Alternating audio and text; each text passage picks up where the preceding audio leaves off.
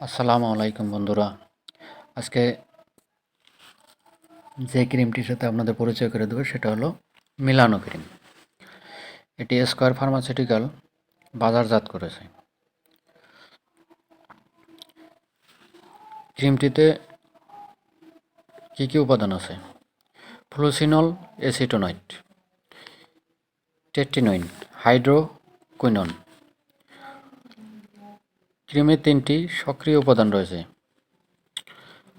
এই ক্রিমটি মেস্তা নিরাময়ে এই সক্রিয় উপাদানগুলোর কর্মপদ্ধতি সঠিকভাবে জানা যায়। ফ্লুসিনল এসিটোনাইট প্রদাহ নিবারণকারী হিসাবে কাজ করে।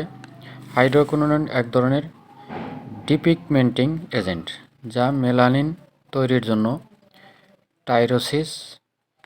টাইরোসিজেনেস পাথওয়ের এক বা অধিক ধাপকে বন্ধ করে।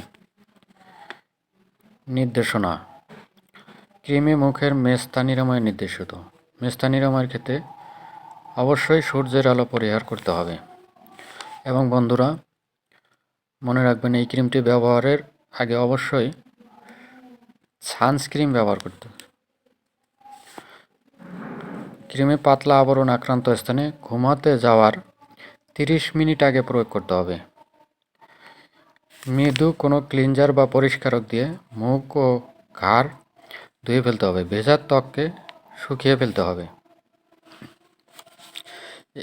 এই ক্রিমে অন্তর্ভুক্ত কোনো উপাদানে যাদের অ্যালার্জি আছে তাদের ক্ষেত্রে ব্যবহার করা যাবে না। পার্শ্ব প্রতিক্রিয়া: কিছু রোগীদের ক্ষেত্রে অ্যালার্জিজনিত প্রতিক্রিয়া দেখা যায়। অনেক ক্ষেত্রে শ্বাস প্রশ্বাসজনিত সমস্যা বা হাঁপানি দেখা দিতে পারে। এই ক্রিম ব্যবহারের ফলে ত্বকে মৃদু লালচে ভাব, চামড়া ওঠা, প্রদাহ, শুষ্কভাব ও চুলকানি দেখা দিতে পারে।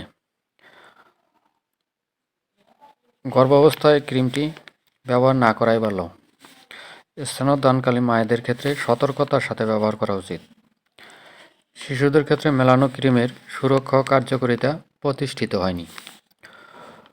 বন্ধুরা, ক্রিমটি ব্যবহারের আগে অবশ্যই কোনো রেজিস্টার্ড চিকিৎসকের পরামর্শ নিয়ে আপনারা ব্যবহার করবেন।